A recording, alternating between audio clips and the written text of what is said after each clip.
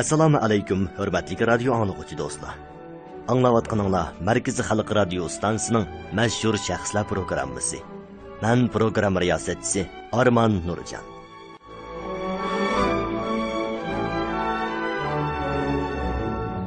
O'g'irlangan g'alba sharaflik bo'lmaydi. Men g'albini har qanday saxtpazlik vositalarining yordami bilan emas, balki ochiq-oshkora qo'lga keltirishim kerak. Mana bu mashhur imperator Iskandar Zulqarnaynning o'z qaysarligi va jasoratini namoyon qiladigan so'zi. U o'zining ana shunday qaysarligi, aql farosti bilan qo'shin tortib uzoq yil sharqqa yurish qilish jarayonida nurg'un strategik janglarni qilib, bir qadar qisqa vaqt ichida Yevropa, Osiyo, Afrikadan iborat cho'ng qit'ani to'g'risiga kesib o'tadigan zo'r bir imperiyani qurib chiqqan. Iskandar Zulqarnayn nihoyat jafoliq sharoitda askarlar bilan hamdamda bo'lib birlikda jang qilgan va o'z askarlariga mening badallarimda hech bo'lmasa oldi tarafimda yaralanmagan yer yo'q. Mayli yaqin orliq yoki uzun orliqdan bo'lsin, mening badanimda iz qoldirmagan birmi qurol yo'q. Elish jarayonida dushmanning qilichlarini tekkan. Qancha o'qya o'qlarining zarbisiga uchraganligimni bilmayman. Kaltaklanish va toshlarning zarbisiga uchrashishimmi hisobsiz bo'ldi. Bularning hammasi sizlar uchun, sizlarning shon sharafinglar va boyliqinglar uchun edi. Men sizlarni boshlab g'oliblarcha qiyofatda quruqliqlar, dengiz okeanlar, daryo iqillari, tog' tizminlari, tuzlanliklarni birla bosdim. Nurg'un g'albalarni qo'lga keltirdim. Sizlarning har biringlar mening tuqqanim degan edi. U nurg'un janglarda g'alba qilib, har qaysi joylarda o'z nomi bilan atalgan yangi shaharlarni barpo qildi. Shundaqla uning qoldirgan izlari insoniyat tarixining zo'r taraqqiyotlarini qo'lga keltirdi.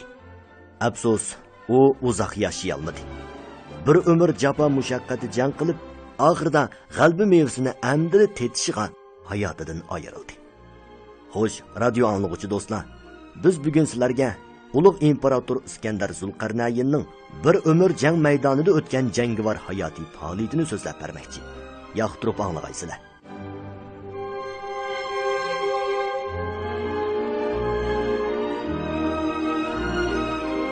Milodiyadan ilgirki 356-yil atiyozda Filip II-ning 40 ming kishilik zo'r qo'shini Karisedis'in yarim orlida urush qilyotdi. Potidiya shahri ishg'ol qilinay deb qolganda Filip II mamlakat ichidan Iskandar tug'ildi degan xabarni topshirib oldi. Bu chaqda Taradagi xon o'rdasida Filipning suyimli xotini Olenipiyas kech bilan azobliq elish orqali oxiri to'xtovsiz yig'layotgan bir o'g'ilni tug'di. Bu chaqda ayolning xotirjamligi, muloyimligi va go'zalligi asliga keldi. Orda sirtidagi alqish sadolarini anglab, ko'ngliga Tangrining o'zi bilan o'g'liga xotirjamlik ato qilganligiga rahmat aytdi. U ig'ir oyoq vaqtida Filip uniga agar o'g'il tug'sa, ajdodlariga yaqin ism bilan Iskandar deb atashni aytgan. O'g'lining ajdodlarining izini besib, Makedoniyaning kuchayishi uchun qo'shini umid qilgan. Olenipiyas bu fikrga qo'shildi. Chunki u bir g'oylik ishlashga jur'atli qiz edi. Agar o'zi qiz bo'lib tug'ilmagan bo'lsa, allaqachon harbiy yurishga otlangan bo'lardi. Iskandar tug'ilib 3 kundan keyin Filip jang maydonidan g'alba bilan qaytdi. Uning qaytib kelgandan keyingi tunji farmoni kichik shahzoda bilan bir kunda tug'ilgan barliq Makedoniya o'g'illari o'rniga akilinib, davlat tarafidan beqilsin. Ular shahzoda bilan birlikda yaxshi tarbiya va harbiy mashqdan bahramon bo'lsin. Cho'ng bo'lgandan keyin ular Iskandarning muhofizatchilari bo'ladi. Ularning ota-onalari davlatning qo'shimcha yordamidan bahramon bo'ladi degandan iborat bo'ldi. Filip tog'liq rayondan teni sog'lom, suti to'liq 2 nafar dehqon ayolni Iskandarga imkoni qilib tanladi. Iqtidori va bilim ma'lumoti hammadan eshib ketadigan Dubofiyani o'g'lining o'qituvchisi qildi. Qisqasi, u barliq chora amallar orqali o'g'lini hammasini besib tushadigan, kamolatga yetgan odam qilib chiqmoqchi bo'ldi. Iskandar kun sayin cho'ngaydi. U endi chuldirlab so'zlaydigan tang yoshdagi bir to'p bolalar bilan birga xo'shallik ichida o'ynaydigan bo'ldi. Ular o'xshash yasangan, o'xshashli g'amsiz, sog'lom va tetik. O'qituvchi ularga aqliy qobiliyat va sog'lomlikka foydali har xil o'yinlarni o'ynashdan sirt, yana ularni har kuni sovuq suvda yuyundirib, ularning badani va chidamchanligini kichikidan tortib chiniqtirdi. Balalar baxtlik holda o'sib yetildi. Ulardan o'ruq, xarakteri ojiz bo'lganlari ota-onasining qishig'i qaytarildi. Qolganlari texmi tetiklashib, kuch-quvvatga to'ldi. Iskandarning bilim istigi bak kuchlik. Uning ustiga jonliq, tetik, qiziqishi keng edi. U o'qituvchining yetakchiligida kichik hamrohlarini boshlab jang o'yinlarini o'ynaydi. U yoshirinchi ordu muhofizatchilariga taqlid qilib, balalarni shuningga o'xshash mashq qildiradi. Iskandarning kichik hamrohlari ichida peshqadam general Paminioning kichik o'g'li Firortas, Antikoning jiyan o'g'li Happiros, Adimantosning cho'ng o'g'li Arstant, Yezidan keltirilgan bala Xoffisken va Iskandarning imikonisining inisi Keritoslar bor edi. Bir kuni xon ordusi muhofizatchi qismlarining komandiri Nikaos bu balalarga bir turkum kichik taychoqlarni akilib berdi hamda ularni egarladi. Iskandar ot minishni tezli o'rganib olgan bo'lsa-mu, lekin yana tezla bu kichik taychoqlarga minishga qiziqmaydigan bo'lib qoldi.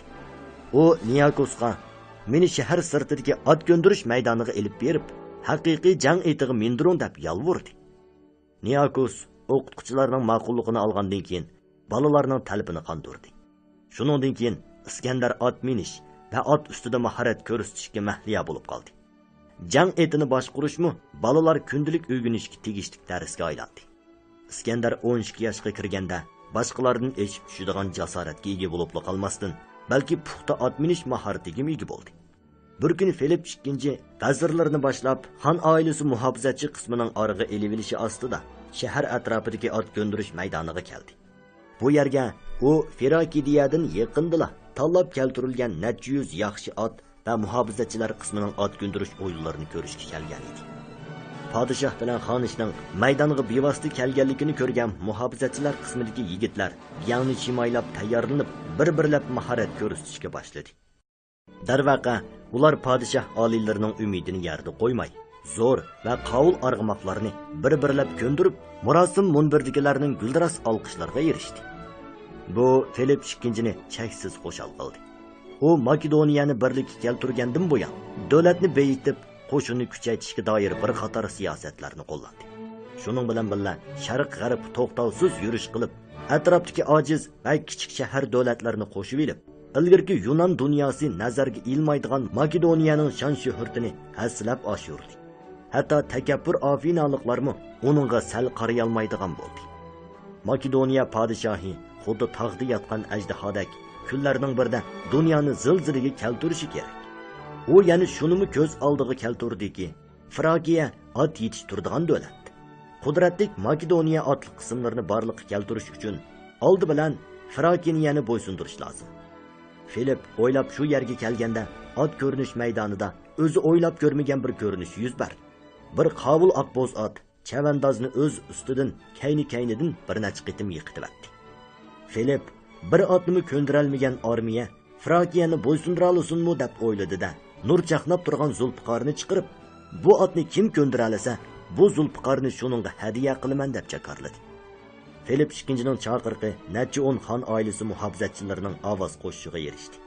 Lekin ot bak yavoyi, ko'ndirish tas bo'lg'achqa, orqa-orqadan yana bir qancha chavandozni mollaqat uzib, tomoshabinlarning kulgisini qo'zg'adi. "Nikos, sen bir sinab boqin", dedi Filip. Muhofizatchilar qismining komandiri Nikos mamlakat bo'yicha eng yaxshi ot ko'ndirish mohiri. Hozirga qadar u ko'ndiralmagan yavoyi ot chiqib boqmagan. Agar uni ko'ndiralmasa, u chaqda Nikos ko'nglidagi xushalligini bosolmay yuqori ovozda "Farmonbardarman", dedi-da, yenik sakrabli minib oldi. Bo'z ot yana asabiylarcha sakrashga boshladi. Nikos otning dumbisiga ching yepishib, ikki puti bilan otning beqinini mahkam qisib oldi. Yavi ot har qancha qilibmi uni tushirib yetolmadi. Tomoshabinlar qaltis ekan deb birdak maqtashdi. Nikos kulimsirgan holda boshlang'ich turgan podshohga ehtirom bildiray deb turishiga, o'ylamagan yerdan yavi ot beshini shiddat bilan pasaytib, sag'risini yuqori qartib bir silkib edi. Komandir yerga mollaq etib tushdi. Tomoshabinlar afsuslangan holda turib kelishdi. Nikosning mag'lub bo'lishidagi sababning yarmi uning bexastaligidan bo'lsa, yarmi tasodifiylikdan bo'lgan. Bu maydondagi mo'l tajribali chavandozlar ishonchga to'ldi. Ular o'zlari talab qilib bir-birlab otga minatdi. Ya'ni bir-birlab oldin qisidan mubattarrak yiqiladi. Padişah Filipning buningga bo'lgan qiziqishi tugidi. Uning hozir eng xijil bo'lgani tomoshabinlar ichida nurg'un chet el davlatlarining elchilari bo'lganligi edi. Ularning o'z davlatiga borgandan keyin bu voqeani ko'ptirib doklad qilmasligi mumkin emas. Zo'ravonlik o'rnatgan Makedoniya podshohiga nisbatan aytganda, mana bu odamning rosa yuzini to'kadigan ishi edi. Otni aytinglar, bu qanday qat? Odamni ko'risli qo'rqib ketadigan, dedi Filip ot sotquchilarga g'azablanish orqali ko'nglidagi umidsizlikni yo'shirmoqchi bo'lib. Shah ota, dedi to'p ichidan amdili 12 yoshga kirgan o'g'li Iskandar yugurib chiqib. Bu 1000 chaqirim yo'lni bir kunda bosadigan yaxshi ot. Uni men bir sinab boqay. Filip o'g'lining so'zidan hayron qoldi. Nurg'un mashhur chavandozlar ko'ndiralmagan bu otni o'g'li qandoq ko'ndiralisin? Uning ustiga o'g'lining necha ming vazir g'uzira va puhrolar oldida o'z so'ziga radiya berganligidan o'g'lim cho'ng bo'lib qopti degan bir xil tuyg'u uni kuchlik o'rib oldi. Sen bu yavatni qandoq ko'ndiralaysan? Mening bilan bir urush qilib nurg'i yerlarni besib o'tgan muhofizatchilarimning ot mahorati sana yetmasmi? dedi o'g'liga. Filip shuni o'yladiki, o'g'lining yiqilib yorilinib o'zini u yoqqa qoldirishiga kichik ish. Kelgusidagi podshohning bu ishda mag'lub bo'lishi Makedoniyaning buningdan keyingi taqdiriga munosabatlik. Mana bu cho'ng ish. Shah ota, agar siz ruxsat bersangizlar, men uni cho'qim ko'ndira olayman, deb yolvurdi Iskandar. Filip boshqalardan o'g'liga doir nurg'un yaxshi gaplarni anglagan bo'lsa-mu, lekin o'z ko'zi bilan ko'rmagan edi. Bugun mushu fursatda hunarni ko'rsatib boqmamdu deb o'yladi-da, oxiri boshlang'ich ma'qul bo'ldi. Iskandarning bu otga xeli burilib ko'zi tushgan. Uning ustiga boshqalar uniga bu otning Posfillo deb atiladiganligini, bir kunda 1000 chaqirim yo'l bosadiganligini, kechida 800 chaqirim yo'l bosa oladiganligi va sur'atining nihoyat tez ekanligini aytgan. Ya'ni uning ko'ndirishga bo'ysunmasligi uning shahona salobatga ega ekanligidan bo'lg'achqa, Iskandar uni chin qalbidan yaxshi ko'rib qoldi. U o'zining bir necha yildan bo'yon Niyakosdan ot minish, ot ko'ndirishni o'rganib, pat-pat yiqilib, eg'iz burunlari ishigan bo'lsin, lekin xeli kuchli ot minish mahoratini egilab, hatto otliq qism komandirlari, yasovullar komandirlarining uni chin qalbidan maqtaganligini o'ylab, o'z kayfiyatini turaqlashtirdi-da, tamkinlik bilan Posfilloga qarab maqdi. Posfillo bir o'smirning o'ziga qarab kelayotganligini ko'rib, yana chapchib kishnashga boshladi. Shahzoda buning bilan kori bo'lmay, xuddi hech ish bo'lmagandek yerdan bir dona salmini oldi-da, otning qishig'i asta-asta bordi. Posfillo yanada qattiq chapchib, kelguchini dassab chaylivatgudak alpozda turadi. Helimi yaxshi, helila xilma-xil gap so'zlar bo'layotgan ko'rish munbirimi tinishlandi.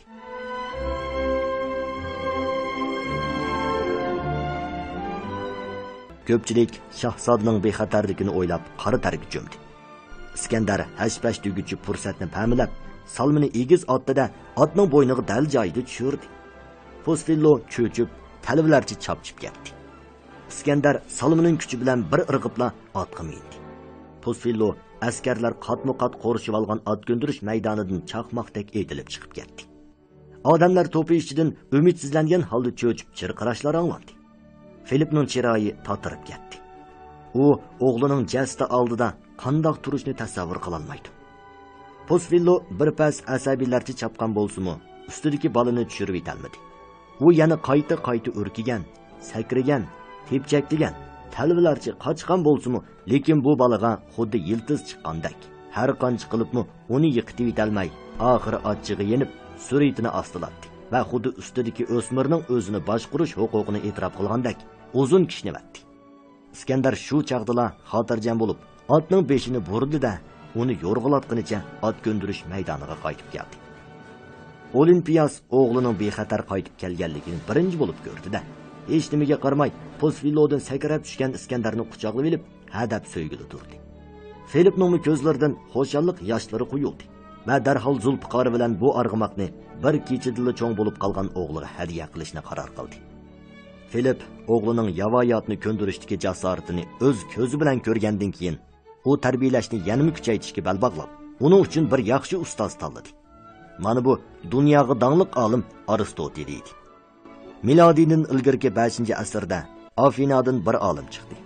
U bo'lsa-mu mashhur Sokrat edi. u o'zligidan o'rganish orqali ixtisoslik bo'lib, umrini bilim va axloq o'rgatish bilan o'tkazgan. Umr bo'yi nurg'un o'quvchilarni o'qitgan. Uning o'quvchilari ichidagi eng mashhuri Aflatun.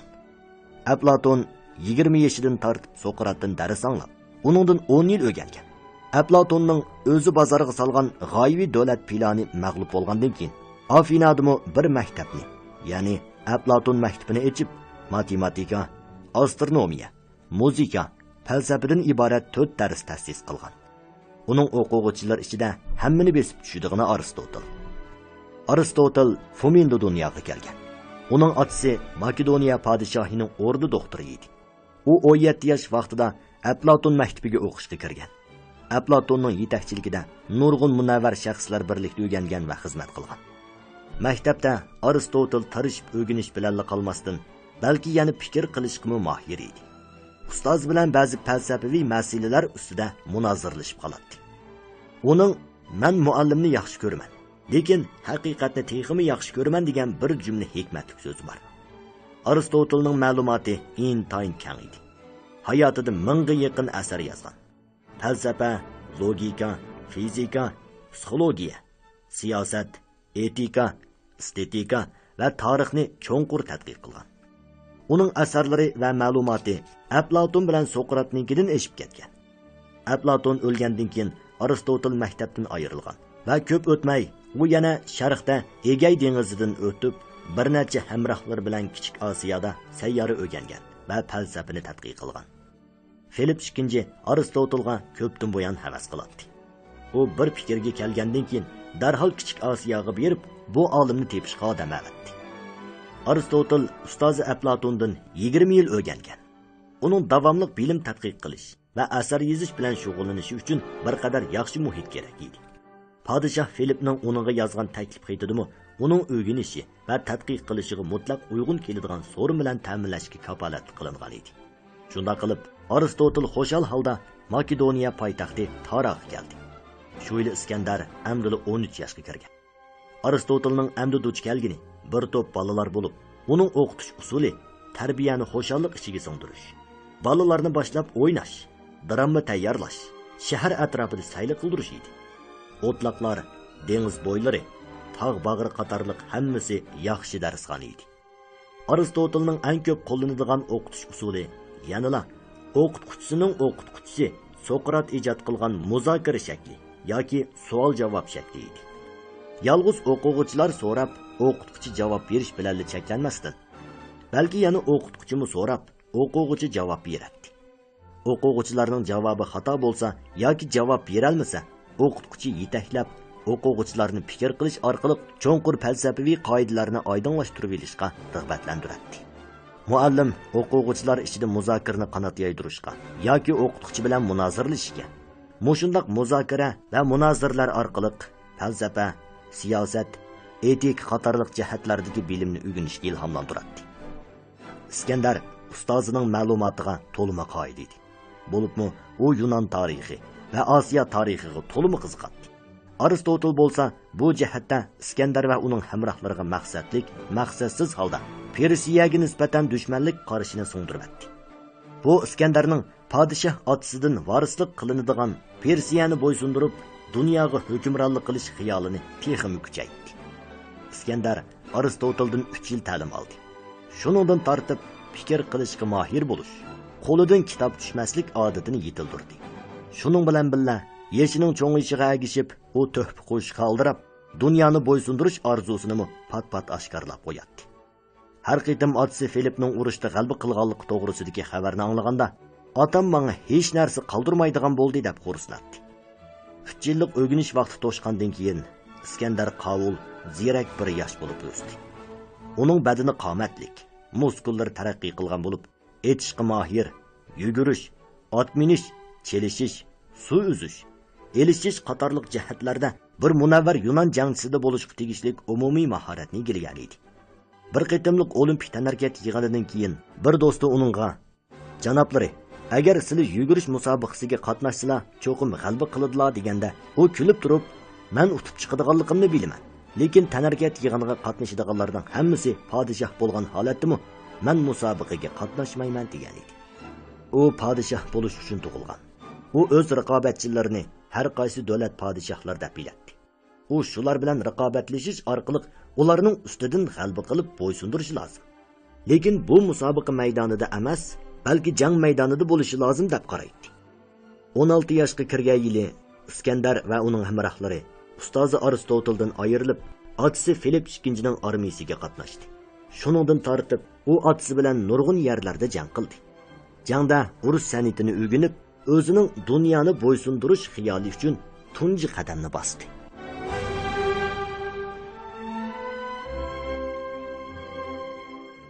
Iskandar tarix bilan falsafaga ishtiyoq bog'lab yurgan mazgillarda uning otasi Filip II zo'r qo'shinga qo'mondonlik qilib, zaminni kengaytirish qasdida yuradi. Milodiydan ilgirki 356-57 yillari Filip II Firakiya dengiz bo'ylaridagi nurg'un shahar davlatlarini besib oldi.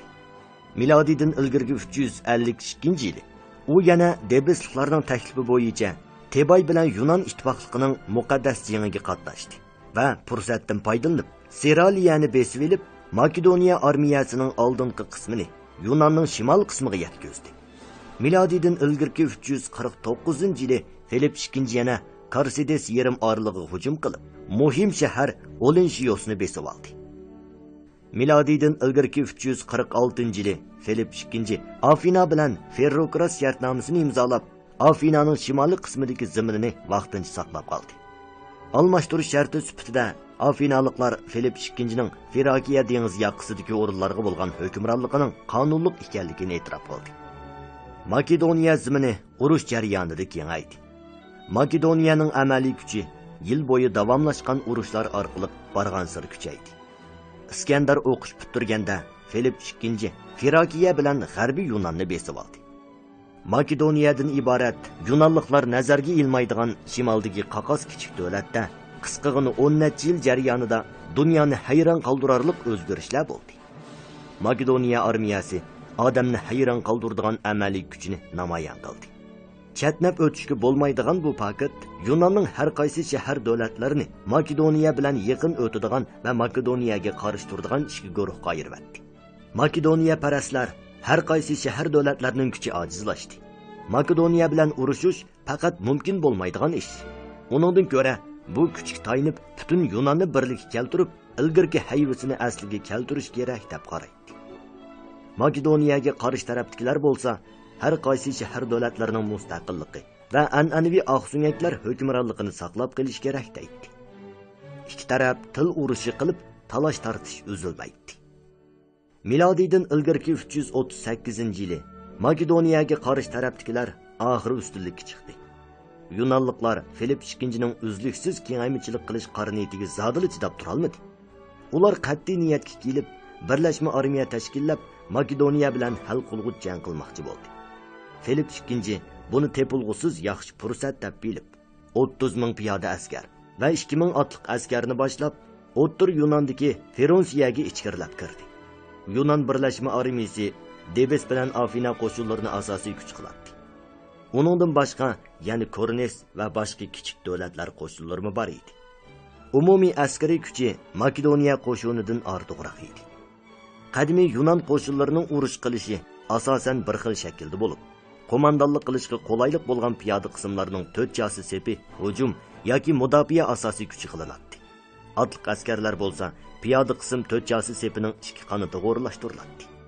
U hujum qilishda dushman pozitsiyalariga etilib bora olsa, mudofaa piyoda qism 4 jasi sepining o'ng'ay zarbiga uchraydigan yon tarafini qo'g'daydi.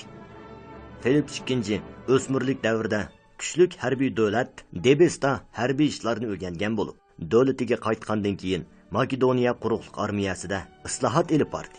Bo'libmi otliq askarlar qismining qurilishiga ahamiyat berib, otliq askarlarning kuchlik zarbadorlik kuchini joriy qildirishga diqqat qildi. Shuning bilan birga Filip II yana piyoda askarlar 4 josi sepidimi islohot elib berib, askarlarning nayzisini Yunon qo'shinlarining 9 inglizchasi keladigan nayzdan uzartib, 14 inglizchasi qilib, 10 qo'lida tutishni 2 qo'lida tutishga o'zgartirdi. Aslida so'l qo'lida tutiladigan qalqonni kichiklatib, so'l mo'risiga esib oladigan qildi. Shunda qilib Makedoniya armiyasi piyoda qism 4 jasi sepining jangovarligi zo'r darajada oshdi.